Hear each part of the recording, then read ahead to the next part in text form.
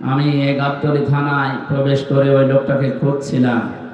আগস্টের 5 তারিখের আগে এখানে আসার কারণে যিনি আমাকে এই মাঠের ভেতর দিয়ে তাড়া দিয়েছিল। আমি প্রায় 1-1.5-2 কিলোমিটার শুধু দৌড়িয়েছি। আমি ওই ওসি সাহেবকে খুঁজছি, কি যেন নাম ওর, আবুল কালাম। উনি যে কোথায় আছে আমি বহু জায়গায় খোঁজ লাগিয়েছি, লোকটাকে পাচ্ছি না। মানে কোন গর্তে যে লুকিয়েছে। আপনার যদি এত ক্ষমতা, উনি বলেছিল যদি হামসার সাহস থাকে তাহলে থানায় এসে আমার সাথে দেখা করবে। ওই সময় আমার পরিবেশ ছিল না। এখন আমি ওপেন বলছি, ওর কানে যদি এটা যায় সে যেন অন্তত আমার সাথে দেখা করে। সময় পাল্টিয়ে গেছে। 9টা দফা ছিল ছাত্র আন্দোলনের, এর ভেতরে অন্যতম দফা এই যে সংস্কার চাই আমরা। কি চাই বলেন বলেন। এদেশে 1628 জন মানুষ দায়িত্ব পালন করেছিল এই সিআরে, এই সিআর না এরকম সিআরে। তার ভেতরে আপনার এই যে এখান থেকে এখন মনে হয় কোন জায়গায় যে আছে আবুল কালাম পর্যন্ত। আমরা চাই সংস্কার যখন আরম্ভ হয়েছে ডক্টর মোহাম্মদ ইউনূস খুব তাড়াতাড়ি যেন এই 1628টা সিআরে ওই জালেম এবং জালেমদের দোসর একটাও যেন না থাকে, সব পাল্টি ফেলে। পাল্টানো শুধু না, পাল্টিয়ে তাড়াতাড়ি করে নির্বাচন দেব। কারণ যে ষড়যন্ত্র বাইরে চলছে, আপনি জানেন কিছুদিন পরে আমেরিকায় নির্বাচন। যে লোকটা সামনে আসার চিন্তা ভাবনায় আছে, যদিও আমার মনে হচ্ছে পারবে না, এই ট্রাম্প, ও আবার এই জালেমার বন্ধু, যিনি পালিয়েছে তার বন্ধু। সেই হিসাবে উনি তো বিভিন্ন মোড়কদের কাছে তদবির করছে যে আমি নির্বাচিত সরকার ছিলাম, আমাকে উৎখাত করা হয়েছে। এটা যে দাহা মিথ্যা কথা, শয়তানও বিষয়। আপনি যদি শয়তানকে এখন ডাক দিয়ে বলেন যে 15 বছর কি উনি নির্বাচিত ছিল, শয়তান পর্যন্ত বলবে না, কথা বলে না। কুকুরকে যদি জিজ্ঞাসা করে যে দেখো বলো এই যে 15.5 বছর দায়িত্বে ছিল ও কি নির্বাচিত, কুকুর ঘোড়ার মতো হাসবে। এ কি বলে, একটা কথা হল। নির্বাচনের আগে 154 জন হয়ে যায়, দিনের ভোট রাতে হয়ে যায়, ও আবার বলেছে আমি নির্বাচিত। আল্লাহ বলেন আমি নির্বাচিত করি। বগুড়াবাসী, নির্বাচিত করা হয় যে পদ্ধতির মাধ্যমে, ওই পদ্ধতির নাম কি? নির্বাচন। বলেন বলেন বলেন। নির্বাচনের মাধ্যমে নির্বাচিত করা হয়। আমাদেরকে আজকে এলাকায় যত মানুষ আছে কোরআনে কারীম শোনার জন্য আল্লাহ নিজে নির্বাচিত করেছেন। বহু মানুষ ছিল, সবাইকে আল্লাহ আসতে দেয়। আমি তো আশ্চর্য হচ্ছি, মাত্র ওই কয়েকজন মানুষে আপনি এত গ্যাঞ্জাম করেন কেন? এটা কোন বিভাগের ভেতরে? রাজশাহী। আর একটু হলে তো সমস্যা হয়ে যেত। বিভাগে জেলার পরে তো যে জেলা শুরু, গাইবান্ধা, ওটা কোন বিভাগ? রংপুরে একটা নাম আছে, থাক ওইটা বলার দরকার। আপনাদের আচরণে যেন আবার ওইটা চলে না আসে। এই মাত্র কয়েক হাজার মানুষে এত ক্যান্সেল করেন। বাংলাদেশের সবচাইতে বড় আলোচনা হয় পাবনা দারুল আমান ট্রাস্টে, এর চাইতে 20 গুণ মানুষ বেশি হয়, কোনো আওয়াজ পাওয়া যায় না। প্রায় 1.5 কিলোমিটার শুধু মানুষ বসে থাকে। আর আপনার এই কয়জন মানুষ এই আচরণ করেন, এটা রেকর্ড হচ্ছে। এই দেখেন কত ক্যামেরা। আপনি এখানে হাত তুলবেন তাও এটা তামাম দুনিয়া ছড়িয়ে যাবে। আর যা করছেন এটা বগুড়ার বদনাম হয়ে যাবে না? এটা জনাব তারেক জিয়া সাহেবের এলাকা নাকি? সম্মানিত ভাইরা, খুব সাবধানে। এখন কিন্তু চোখের পলক ফেললেও মিডিয়া ছড়িয়ে দিচ্ছে। কয়েকদিন আগে আপনাদের এই জেলার কৃতি সন্তান জনাব তারেক জিয়া ভাইয়ের সাথে আমি কথা বলেছিলাম হোয়াটসঅ্যাপে। আমাকে জানিয়েছিলাম যে আপনার জন্মস্থান বগুড়া, ওখানে যাচ্ছি। দোয়া চেয়েছেন, আমিও দোয়া করছি আল্লাহ রাব্বুল আলামিন তাকে সহি সালামতে আমাদের দেশে যেন আবার ফিরিয়ে আনে। একটু সাবধানে থাকবেন। যারা দাঁড়িয়ে আছেন দাঁড়িয়ে থাকেন, বসে আছেন বসে থাকেন, যদি মনে বলে শুয়ে থাকবেন তো শুয়ে থাকবেন, কিন্তু কথা বলবেন না। আমার রিকোয়েস্ট, আপনি হাত পা ধরে বলছেন, আপনি কথা বলবেন না ভাই, কারণ কোরআন যারা শুনতে আসে তাদের কিছু দায়িত্ব আছে। আল্লাহ তাআলা বলেন ফাসতামিউ লাহু আনসিতু, যখন কোরআনে কারিম আরম্ভ হবে শুনবা এবং চুপ থাকবা, দুইটাই ফরজ। কারণ এটা এখন সাধারণ অনুষ্ঠান না, এটা একটা ইবাদত। এটা কি ইবাদত? যেভাবে করা লাগে আপনি ওইভাবে করবেন। লাআল্লাকুম তুরহামুন, আশা করা যায় আল্লাহর রহমত এখানে নাজিল হবে ইনশাআল্লাহ। এটা তো যারা শ্রোতা দর্শক তাদের গেল, আমরা যারা বলতে আসি আমাদেরও কিছু দায়িত্ব আছে। আল্লাহ রাব্বুল আলামিন বলেন কিতাবুন উনজিলা ইলাইকা ফালা ইয়াকুম ফি সাদরিকা হারাজুম মিনহু লিতুনদিরা বিহি ওয়া যিকরা লিল মুমিনিন।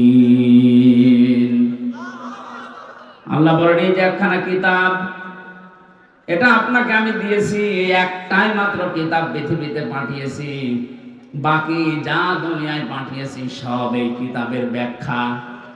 প্রশ্ন আসতে পারে, বড় বড় আসমানি কিতাব আছে এখন 3টা, ছোট সহিফা আছে 100টা, ওইগুলো হ্যাঁ ওগুলো কিতাব, কিন্তু কিতাবের ব্যাখ্যা।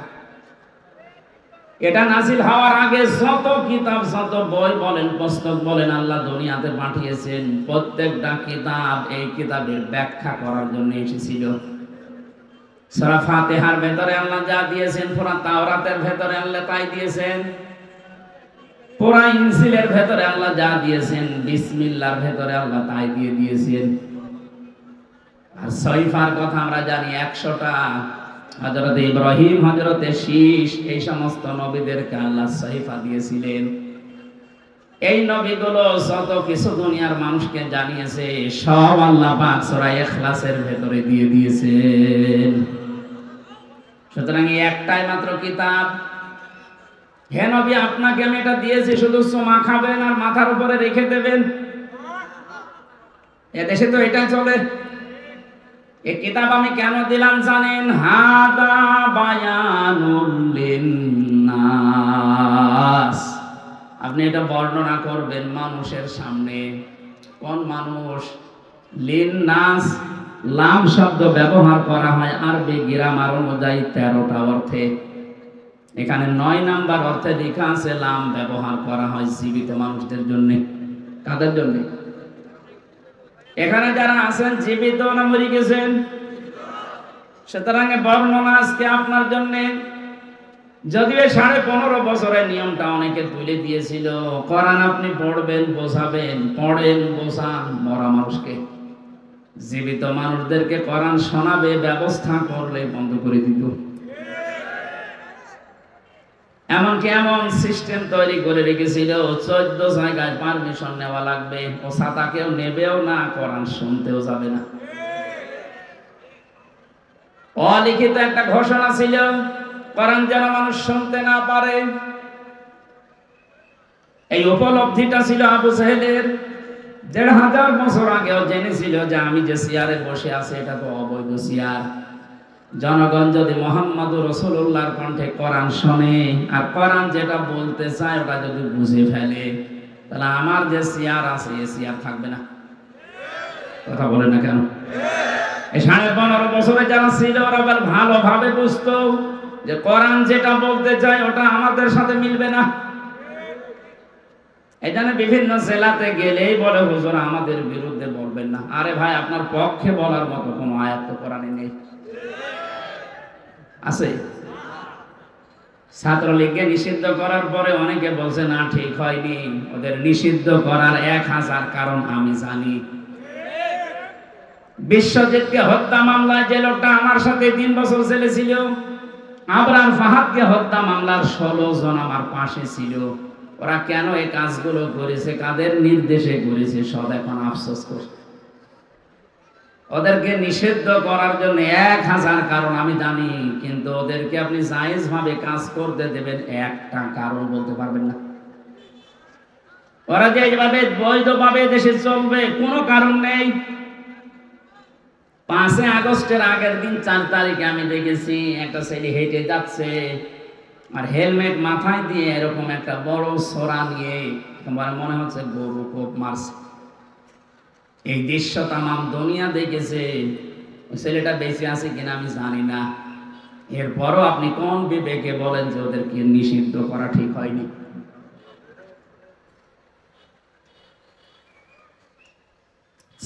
সালে 2006 সালে আগস্টের অক্টোবরের 28 তারিখে যে দৃশ্য ওরা দেখিয়েছে, তামাম পৃথিবী হতভম্ব হয়ে গেছে।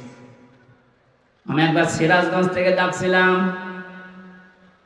ড্রাইভারের পেছনে বসে আছি, দেখি একটা কুকুর পড়ে আছে রাস্তার মাঝে। ড্রাইভার সাহেব কুকুরের উপর দিয়ে না দিয়ে বাম দিয়ে চালিয়ে দিল, গাড়ি একটা ঝেঁকি দিয়ে উঠেছে। জিজ্ঞাসা করলাম, আপনি এমন করলেন কেন? এখন উল্টিয়েছে তো গাড়ি। ড্রাইভার আমার বলছে, হুজুর দেখেন না একটা কুকুর পড়ে আছে, আমি ডবল করে চাকা চালাবো, আমার বিবেক নেই। আমি বললাম, তো মরা কুকুর, ওরে মারলে কি আর না মারলে কি? ড্রাইভার আমার দিকে ঘুরে বলছে, হুজুর আপনি কি আসলে হুজুর? আপনি কেমন হুজুর? আপনি দেখেন যে একটা মরা কুকুর পড়ে আছে, যদিও নিকৃষ্ট। এ পৃথিবীতে জানি আমরা দুইটা জীব একেবারে নিকৃষ্ট, একটা কুকুর আর একটা শুকুর। তারপর আপনার বিবেক বাধা দিচ্ছে যে মরা জিনিস ডবল করে মারা যায় না। অথচ গত বছরে, ওই সময় ছিল 7 সাল, গত বছরের 6 সালের অক্টোবরের 28 তারিখে তাম বাংলাদেশ থেকে একজনের নির্দেশ মতো লগি বৈঠা নিয়ে সৃষ্টির সেরা মানুষকে পিটিয়ে মারার পরে ড্যান্স দিয়েছে। এদেরকে আপনি মানুষ বলেন কোন কায়দায়? আমরা চাই শুধু ছাত্রলীগ না, এদেশে যারা জালেমদের দোষর প্রত্যেককে নিষিদ্ধ করা হোক। যারা মানুষের ভেতরে পড়ে না, ওদের কিসের রাজনীতি? আরে মানুষ তো রাজনীতি করবেই মানুষের জন্য। সে যদি মানুষ পিটিয়েই মেরে ফেলে, ওর রাজনীতি করার দরকার কি? আপনি অন্য নীতি করেন।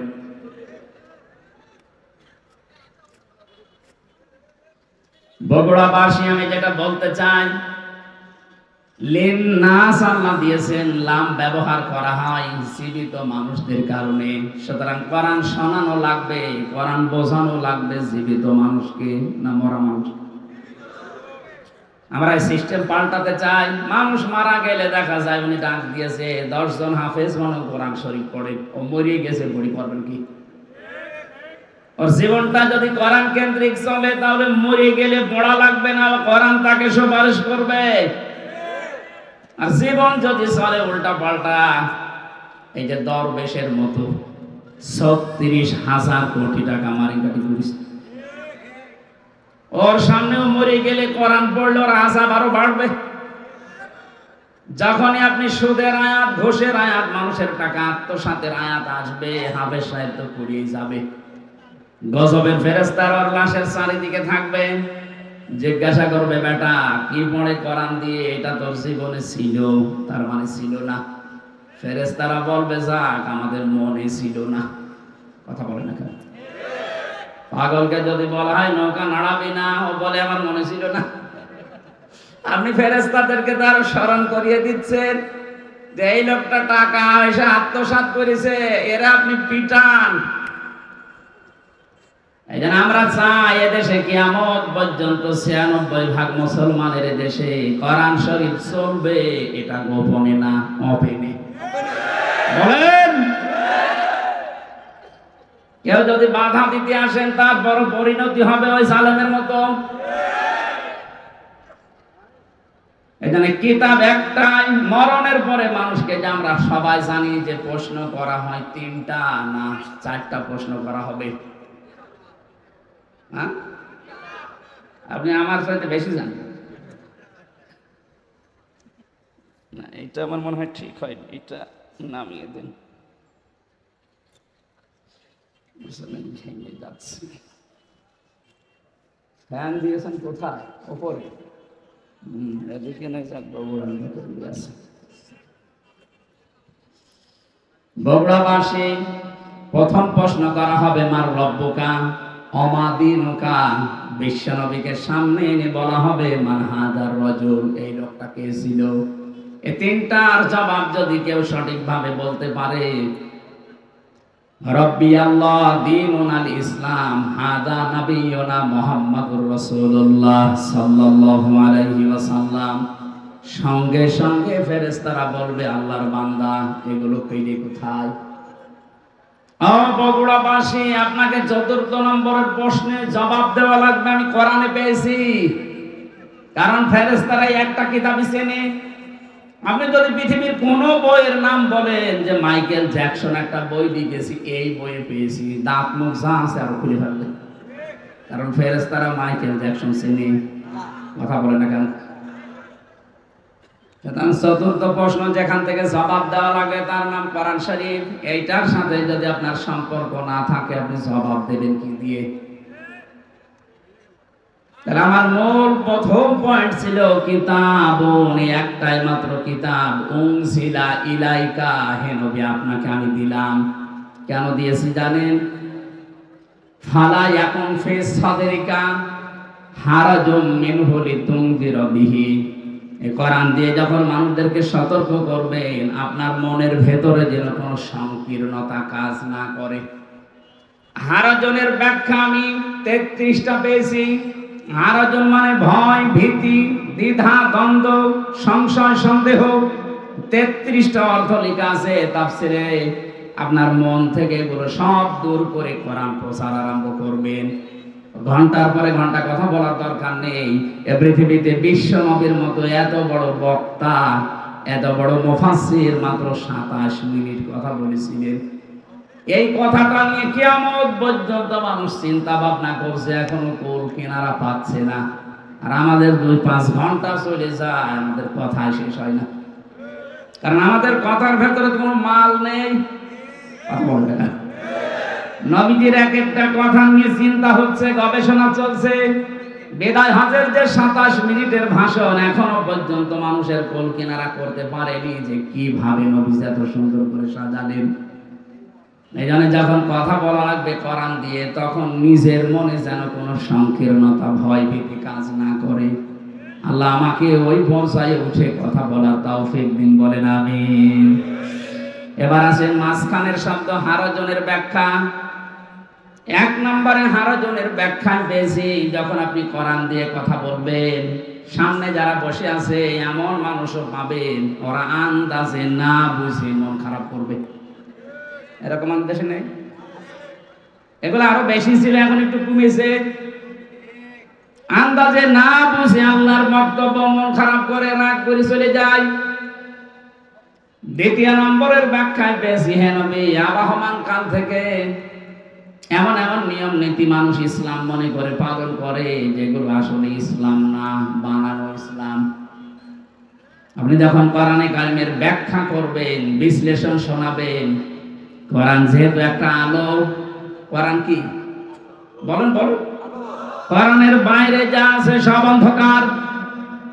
আর পৃথিবীতে ৩টা প্রাণী আছে, দেখবেন ওরা অন্ধকার ভালোবাসে, আলোতে থাকতে চায় না। একটা পেঁচা, বাদুর আর চামচিকা। নবগোড়ায় নেই। এরা দিনের আলোতে বের হয় না। রাতের আধার যখন বেশি হয়, অন্ধকার হয় বেশি, তখন বের হয়।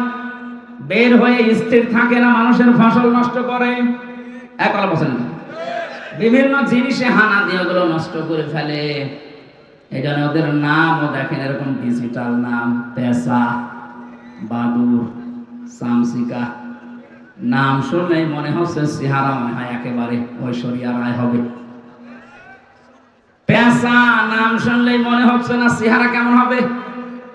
হ্যাঁ, কেউ যদি পেঁচা একবার দেখে, ওকে আর একবার দেখতে মন চাবে। ওদের কাজ কারবার ওই রকম। খালি মানুষের ফসল নষ্ট করবে, কলা নষ্ট করবে, পানের বরজ নষ্ট করবে। দিনের আলো, সূর্যের আলো ওদের ভালো লাগে না, এই জন্য রাতের আধার ওরা বেছে নেয়, ক্ষতি করে মানুষের।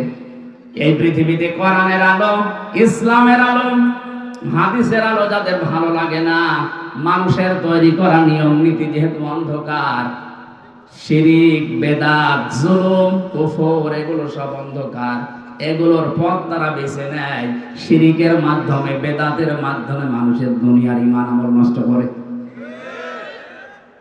কিয়ামতের ময়দানে পৃথিবীতে যে ধরনের অপরাধী ওই অপরাধের জন্য তার চেহারা আকৃতি আল্লাহ ওই রকম করে দেবে। ইয়ারাফুল মুজরিমুনা বিসিমাহুম ফায়ুখাযু বিন নাওয়াসি ওয়াল আকদাম ফাবিআইয়ি আলাই রাব্বিকুমা তুকাযযিবান। বলেন আল্লাহু আকবার।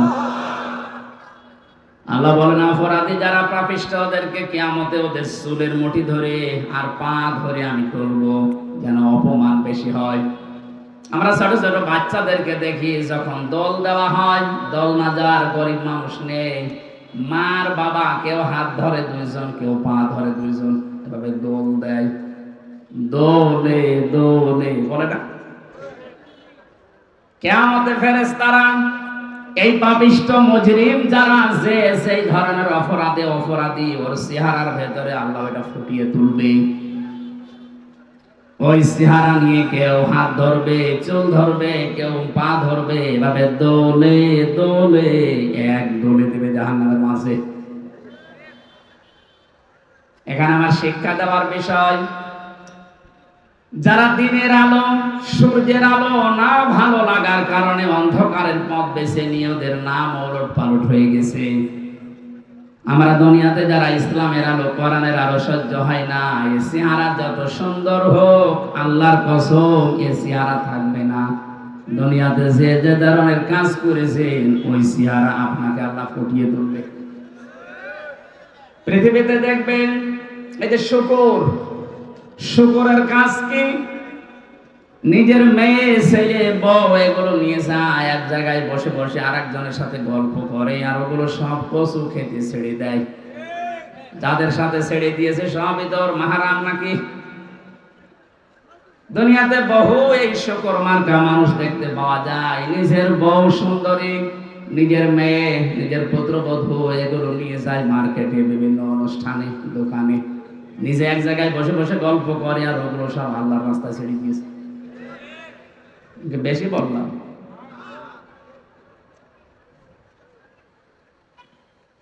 অনেকে এমনও দেখা যায় নিজের স্ত্রী যদি একটু সুন্দর হয় ও দিশায় পায় না, করবে কি, ও মনে করে মানুষকে দেখাতে পারলে সওয়াব।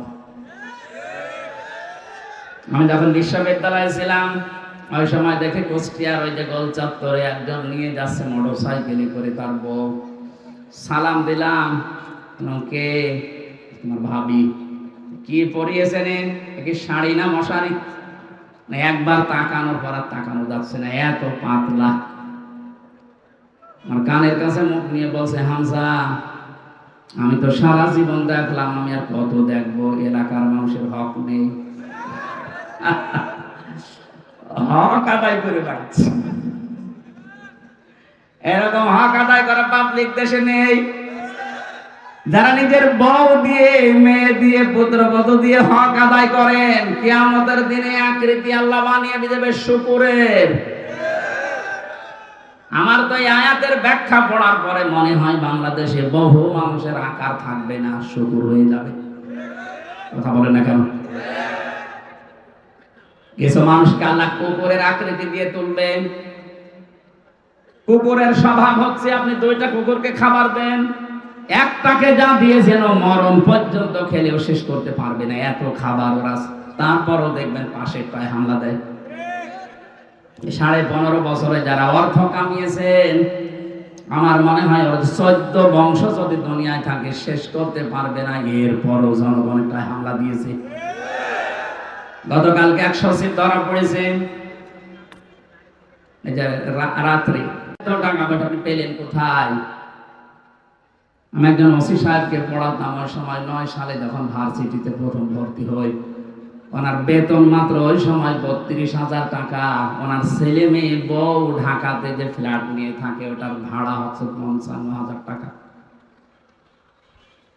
আমি একদিন বললাম, স্যার আপনার বেতন 32,000, অথচ আপনার ফ্ল্যাট যেটা ভাড়া আছে, আপনার বউ ছেলে মেয়ে থাকে ঢাকাতে, এটা 55,000, কিভাবে কি? হুজুর সব আল্লাহ চালা। কে চালাচ্ছে? আল্লাহ চালাচ্ছে।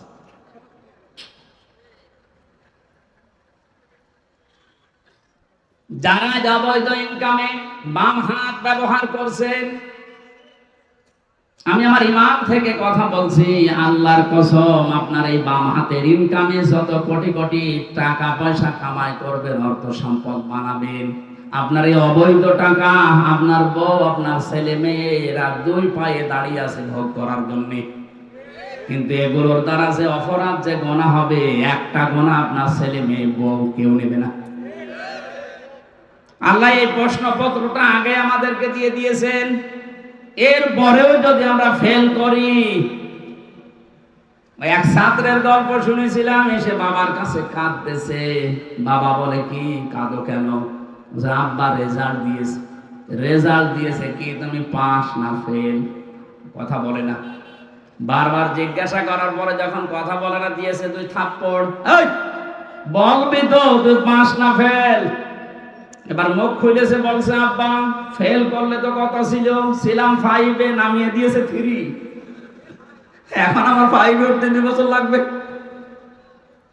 আমরা যে পাগলামি গুলো করছি, সূরা আলে ইমরানের 185 নম্বর আয়াতের শেষে আল্লাহ এই তথ্যটা দিয়েছেন, ওয়ামাল হায়াতুদ দুনিয়া ইল্লা মাতাউল গুরুর।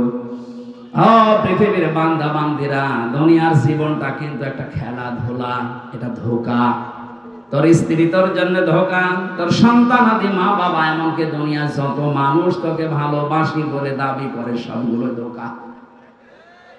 এগুলো সব কাট হয়ে যাবে চোখ বন্ধ হওয়ার পর। ফাইদা নফিখা ফিস সূরি ফালা আনসাবা বাইনাহুম ইয়াউমাইযিন ওয়ালা ইয়াতাসাআলুন।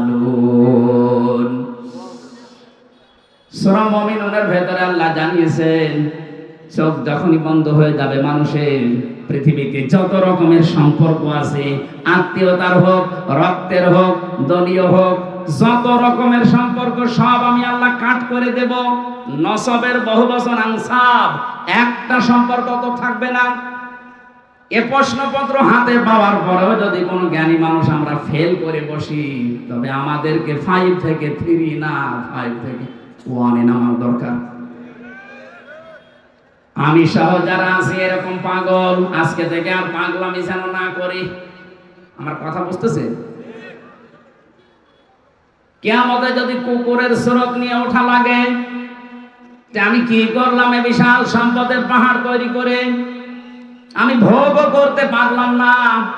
দুনিয়াতে যদি এই অপমান, এই যে সচিব যিনি ধরা পড়েছে রাতে, ওনার যে এখন কি হবে উনি জানি, আর আল্লাহ জানি।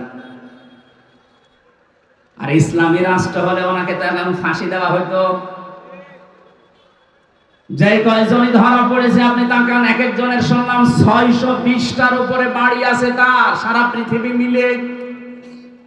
ভ্যান চালকের মতো যদি হালাল রোজে উপার্জন করা লাগতো, কিয়ামতের আগে এই পৃথিবীতে কেউ 620টা বাড়ি বানাতে পারতো না। অথচ 15.5 বছর অলরেডি অনেকে বানিয়েছে। 350 এমপি এবং নির্বাচন কমিশনের যে 15 জন দায়িত্বে ছিল, একজন পটল তুলেছে, এখন 14 জন আছে। প্রত্যেকের এখন হিসাব নেওয়া হচ্ছে যে টাকা পেলেন কোথায়, বলেন। ইসলাম যদি এদেশে থাকতো, হিসাব না, শুধু ধৈর্য আর প্রমাণ হলেই কে আল্লাহ ফাতে করে দিত। এইটা দেখার পরে কিয়ামত পর্যন্ত এই দেশে আর অবৈধ সম্পদের পাহাড় কেউ গড়তো না। এটা বন্ধ করা দরকার। আর এটার জন্য কোরআনে কারিমের আইন ছাড়া বানানো আইন দিয়ে সম্ভব না। যেহেতু এখনো কোরআনে কারিমের আইন এদেশে আসেনি, আমরা যারা বিবেকবান আছি, কিন্তু বিবেকটা কাজে লাগান। কুকুরের মতো স্রোত নিয়ে কিয়ামতে উঠলে কি হবে আপনার? আপনি মনে করেন 2000 বছর হায়াত পেলেন, 2000 বছর পরে তো মরবেন নাকি? কথা বলেন না কেন? আপনার কাছে কত বড় বড় মহারথী কবরে চলে গেছে। বিশ্বনবীকে আজরাইল অফার দিয়েছিল, আপনি যদি থাকতে চান যতদিন ইচ্ছা থাকতে পারবেন। নবীজি বলেছেন তারপরে কি? বলে হ্যাঁ, তারপরে মরা লাগবে। নবীজি বললেন, দেখো মরা যদি লাগবে তখন আমার রেখে যাওয়া দরকার নেই, আমার নিয়ে চলো। তারে তো অফার দেওয়ার পরে তিনি গ্রহণ করেননি, আর আপনার অফার নেই। সর্বোচ্চ এদেশের এখন গড় আয়ু হচ্ছে 65-67 বছর। আপনি এরপরে যদি বেঁচে থাকেন মনে করবেন আপনি বোনাস পেয়েছেন, আমাদের হায়াত ধার করে বেঁচে আছেন। কথা বলেন না। যিনি পালিয়ে গেছে বারবার ওখান থেকে, যে মোবাইলে কল রেকর্ড করে এডিটিং করে ফাঁস করছে, বলছে আমি আসতেছি, লিস্ট করে রাখো, আপনি আবার কবে আসবেন? আপনার যা বয়স,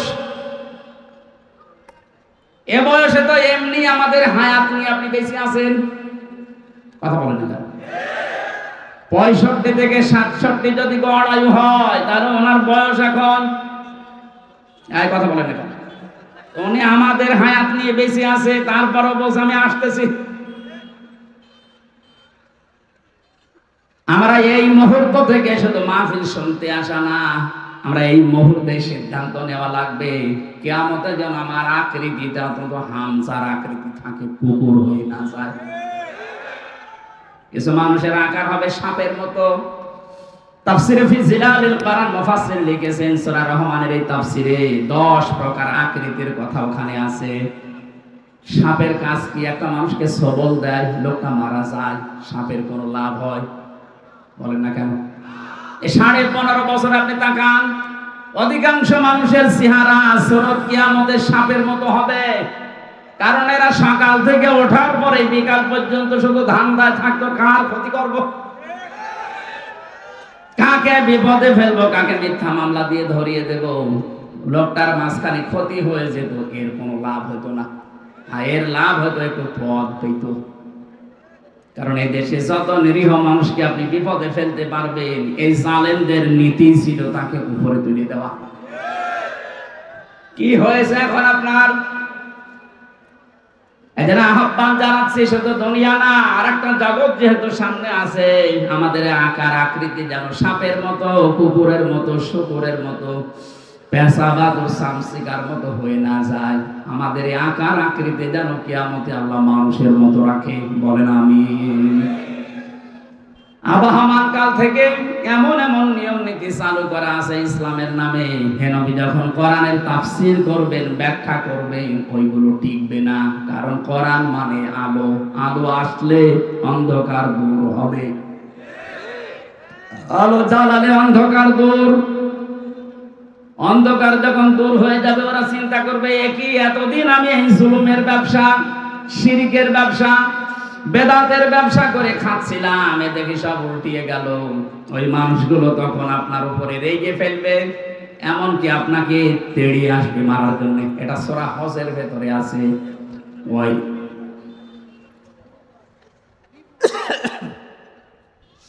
وَإِذَا تُتْلَى عَلَيْهِمْ آيَاتُنَا بَيِّنَاتٍ تَعْرِفُ فِي وُجُوهِ الَّذِينَ كَفَرُوا الْمُنكَرَ। আল্লাহ পাক বলেন, যখন আমার আয়াতগুলো তেলাওয়াত করে বিশ্লেষণ করবেন, বায়্যিনাত মানে দলিল আর প্রমাণ দিয়ে দিয়ে বলবেন, হে নবী দেখবেন কিছু মানুষ আছে ওরা রাগে ফুলবে এবং আপনার দিকে তেড়ে আসবে। এখানে কোরআনে হারাজনের ব্যাখ্যায় দুইটা পড়েছি, না বুঝে রাগ করা এবং কিছু মানুষের ব্যবসা বাণিজ্য বানানো সেগুলো বন্ধ হয়ে যেতে পারে, তখন তারা মন খারাপ করবে, রাগ করবে। এই ধরনের মানুষ সারা পৃথিবীতে আছে, বগুড়ায়ও আছে। কথা বলে না কেন? আমরা কারো দিকে না তাকিয়ে কে খুশি হবে বেজার হবে না, আমার আল্লাহর দিকে তাকিয়ে আমরা আরম্ভ করছি। সূরা মায়দা 35 নাম্বার একটা মাত্র আয়াত পড়েছি।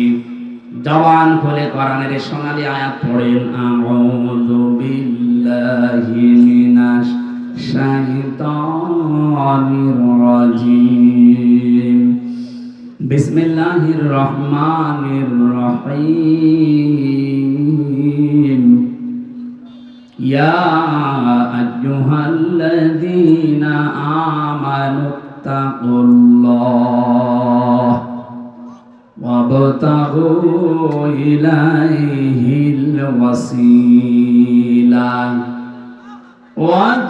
وجاهدوا في سبيله لعلكم تفلحون। সাদাকাল্লাহুল আযীম। কোন সূরা বললাম যেন? মায়দা। বলেন না কেন? এটা একটা ক্লাস চলছে, ছাত্রের মতো 1 2 ছেলেরা যেভাবে জবাব দেয় ওইভাবে জবাব দেবে। কোন সূরা? মায়েদা মানে দস্তরখানা। মায়েদা মানে কি? খাবারের প্লেট। তামাম পৃথিবীটাকে আল্লাহ একটা খাবারের প্লেট বানিয়ে দিয়েছেন। এইজন্য রিজিক নিয়ে, খাবার নিয়ে আপনার চিন্তা করার দরকার নেই। আপনার চিন্তা করা দরকার আপনার জীবন নিয়ে।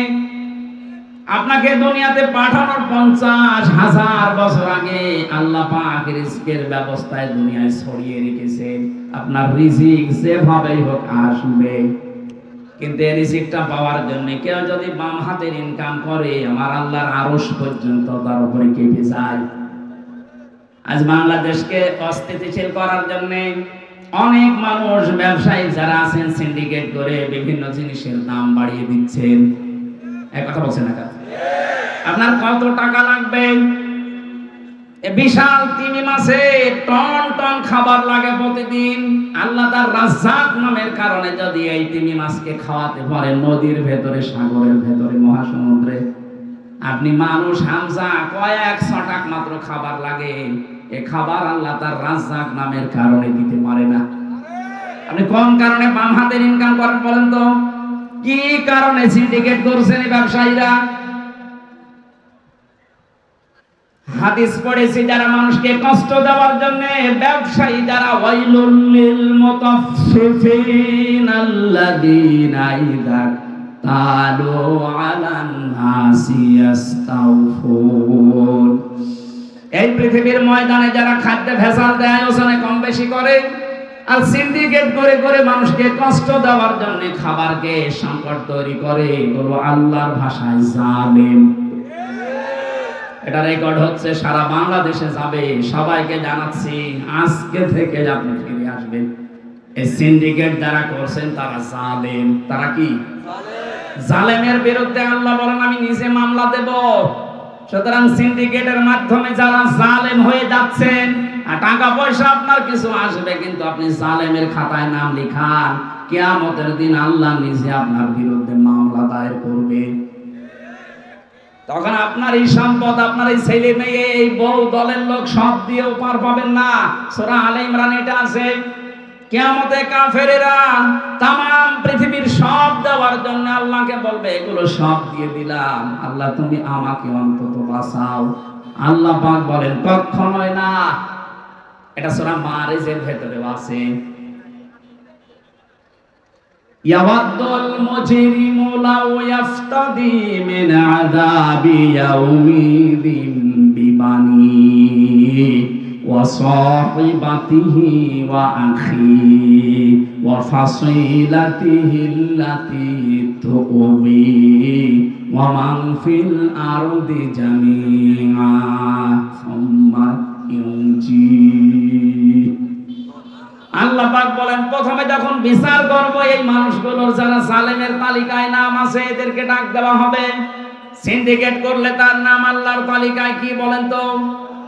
আরো জোরে, জোর হলো না, আর একবার। এদেরকে ডাকার পরে ওরা বলবে আল্লাহ আমার এই যে মেয়ে আছে, আমার বউ আছে, আমার স্ত্রী সন্তান আছে, আমার টাকা পয়সা আছে, আমি কামাই করেছি বৈধ অবৈধ মিলিয়ে, অমান ফিল আরদি জামিআ, এমনকি দুনিয়া যা আছে আমার স্থাবর অস্থাবর সব আমি দিয়ে দিলাম। এগুলো কি আর কি মনে হচ্ছে আপনার কাছে? আল্লাহর কথা কোনো মিথ্যা নেই। আল্লাহ বলেন এর পরেও লোকটা কেঁদে কেঁদে শেষে বলবে সুম্মা ইউনজি, আমাকে আপনারা মাফ করেন। আজকে সচিব যেভাবে হাত জোড় করেছে সেনাবাহিনীর কাছে যে যা আছে সব নিয়ে যান, আমারে বাঁচান, ওরা ছেড়ে দিচ্ছে। সেনাবাহিনী যদি আপনাকে না ছাড়ে অবৈধ ইনকামের কারণে, কিয়ামতে মাহশারে আদালতে কোটি কোটি মানুষ থাকবে, সবার সামনে আপনার বিচার হবে। আল্লাহ পাক বলবেন না, কাল্লা, কখনোই না, ইন্নাহা লাযা, পরে আমি লাজাই দেব। লাজা কি? না, কাল্লা ইন্নাহা লাযা, তবে আমি লাজাই দেব। কোরআনে কারিমের সূরা মারিজের আয়াতের ভেতরে আল্লাহ বর্ণনা দিয়েছেন লাজাই দেওয়া হবে তোরে।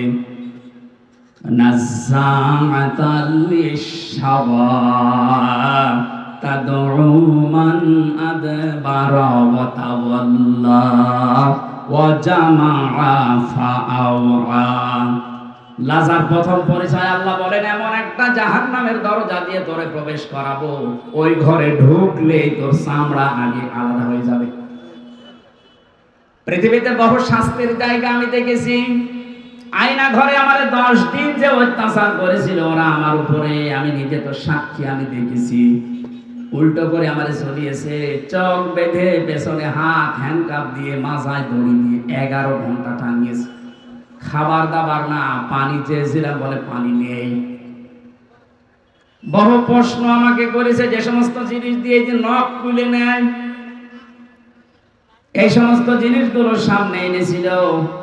অত্যাচার জুলুম যতটুকু আমি পেয়েছি, কিন্তু আমার শরীর থেকে কোনো চামড়া খসেনি। কথা বুঝতেছেন?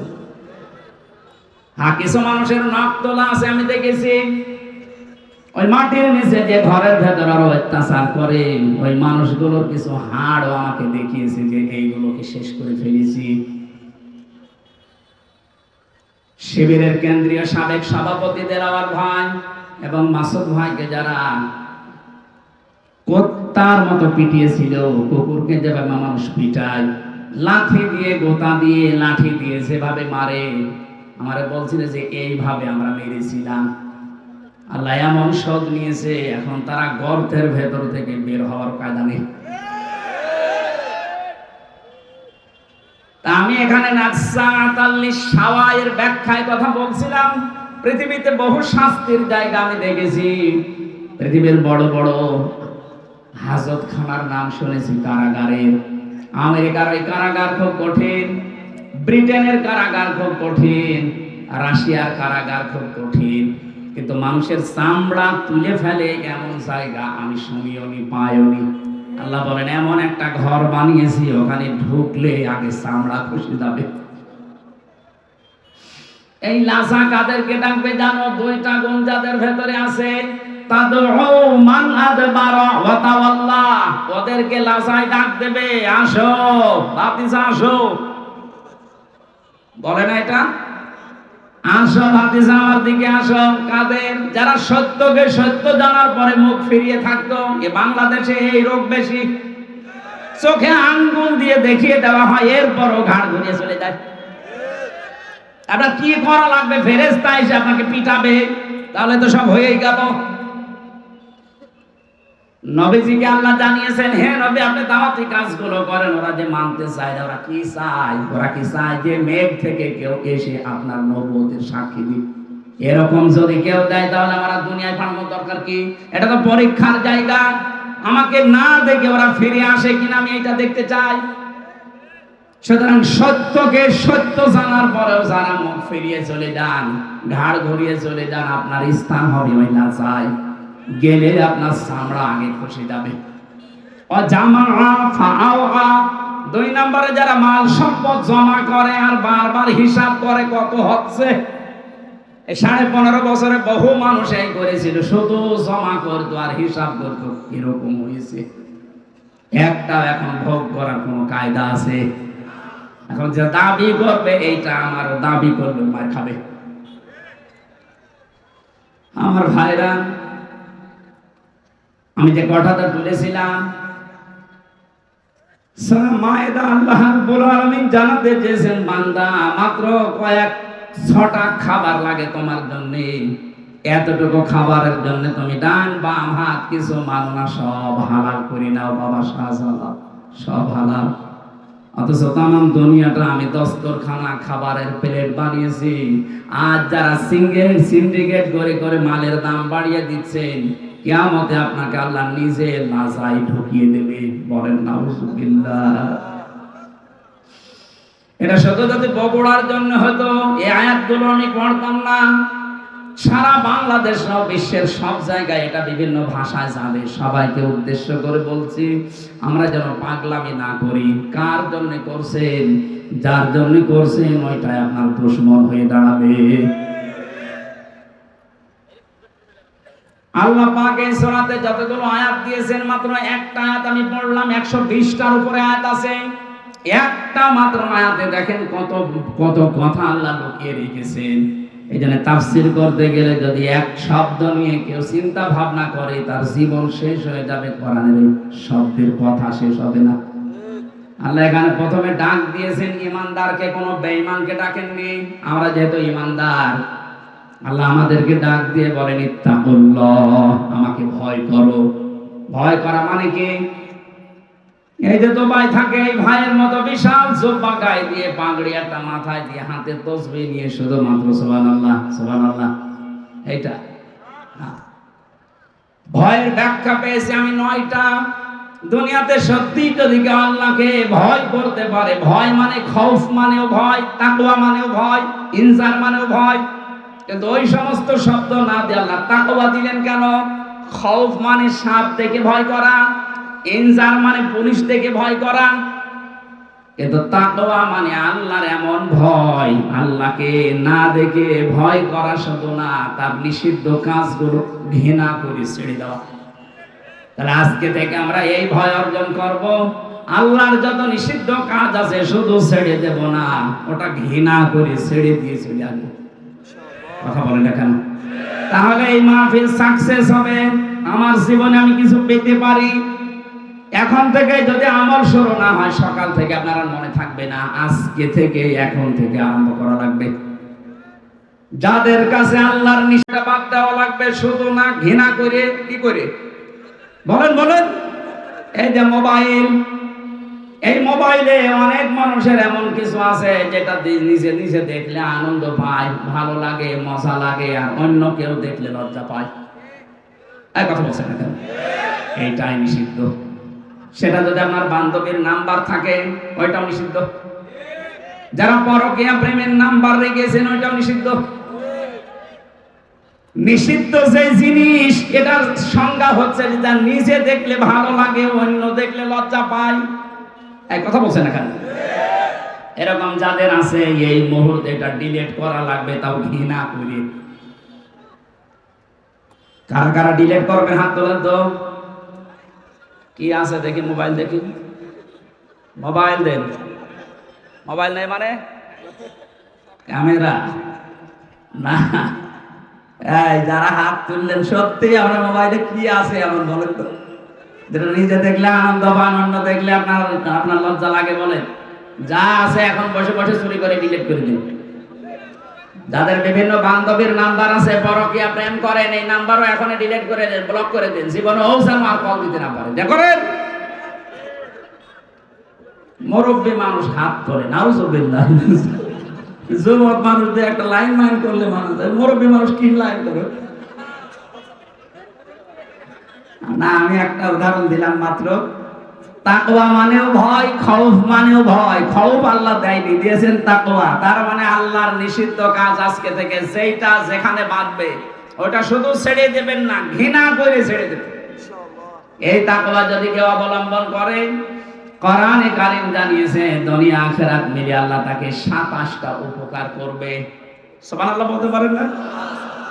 দুনিয়ার 1 নাম্বার উপকারও যদি বিপদে পড়ে দুনিয়ায়, এই তাকওয়ার কারণে নিষিদ্ধ জিনিস যেহেতু আল্লাহর কাছে সারেন্ডার করে ছেড়ে দিয়েছে ঘৃণা করে, দুনিয়ার বিপদে পড়লে আল্লাহ পাক নিজে তাকে সাহায্য করবেন। মানে এমন জায়গায় তাকে পৌঁছাবেন, তার কল্পনাও ছিল না যে ওই জায়গায় যাওয়া যায়। এই আয়াতের তাফসিরে একটা ঘটনা আমি পড়েছি, তাবারির ভেতরে আছে। শেষ করে দেব নাকি? 1 ঘন্টা হয়ে গেছে, আমার মনে হয় 1 ঘন্টা কথা বলার নিয়ম। একটা ক্লাস চলছে না, ক্লাস তো 45 মিনিট হয়।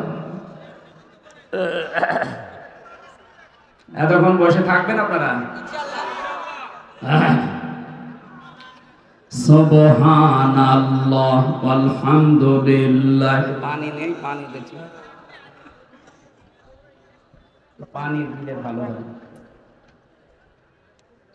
সুবহানাল্লাহ আলহামদুলিল্লাহ লা ইলাহা ইল্লাল্লাহ। ঠিক আছে।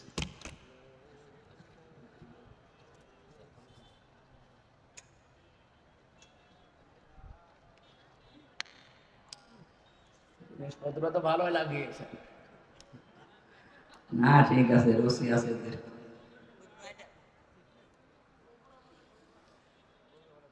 সুবহানাল্লাহ আলহামদুলিল্লাহ লা ইলাহা।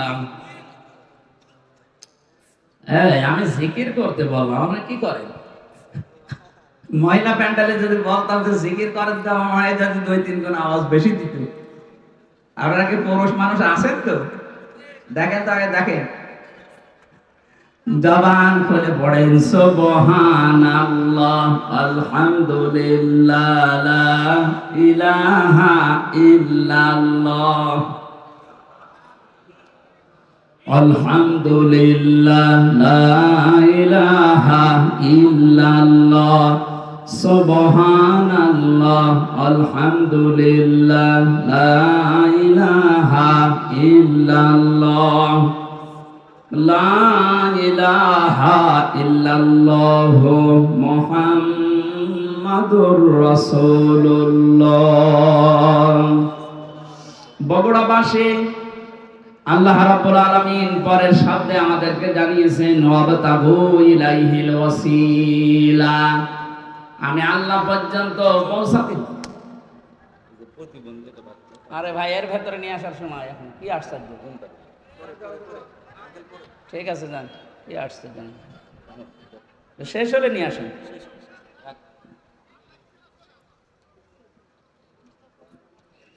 কেবল বাদান মাতাল দিয়ে শুরু করল, এক বেদের মেয়ে এসে একবারে বাদান ভেঙে দিয়েছে। আমি শেষ করে দিই নাকি?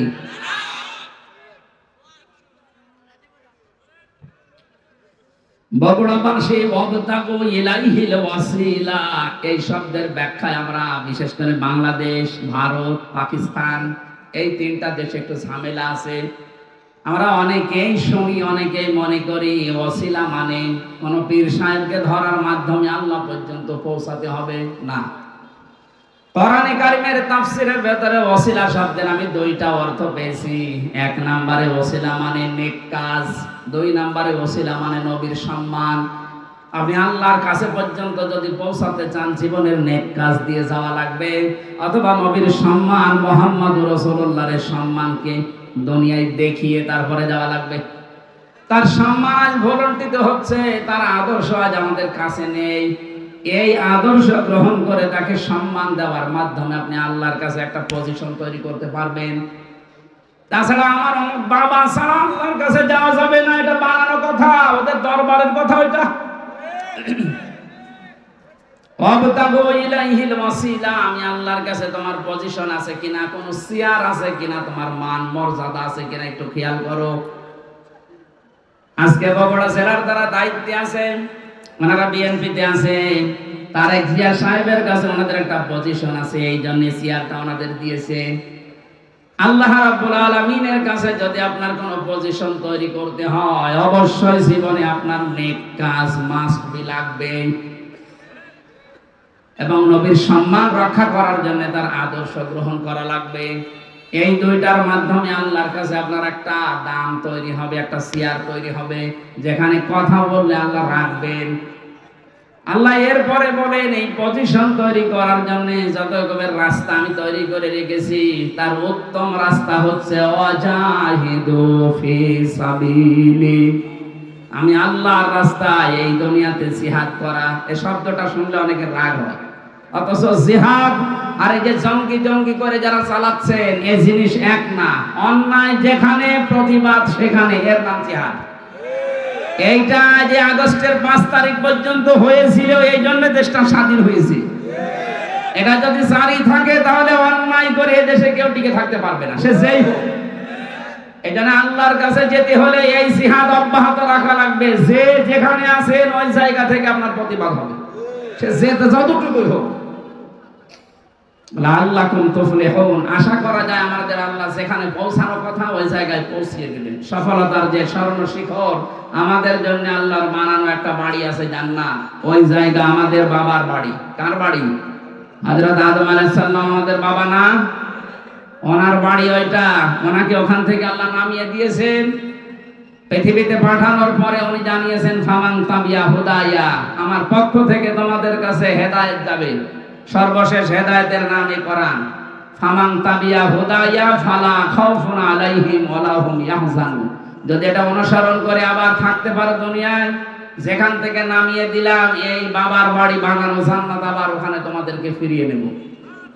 আমরা ওই জায়গায় যেতে চাই না, চাই না? আল কাজ্জিসু মান দানা নাফসাহু ওয়া আমিলা লিমা বাদাল মাউতি ওয়াল আজিজু মান আতবা'a নাফসাহু হাওয়াহা ওয়া তামান্না আলাল্লাহ। হযরতে আনাস থেকে বর্ণিত, বিশ্বনবী জানিয়েছেন ওই লোকটা আল্লাহর দৃষ্টিতে বুদ্ধিমান, যে লোকটা আখিরাতের জন্য পুঁজি তৈরি করে আর আল্লাহর উপরে ভরসা করে।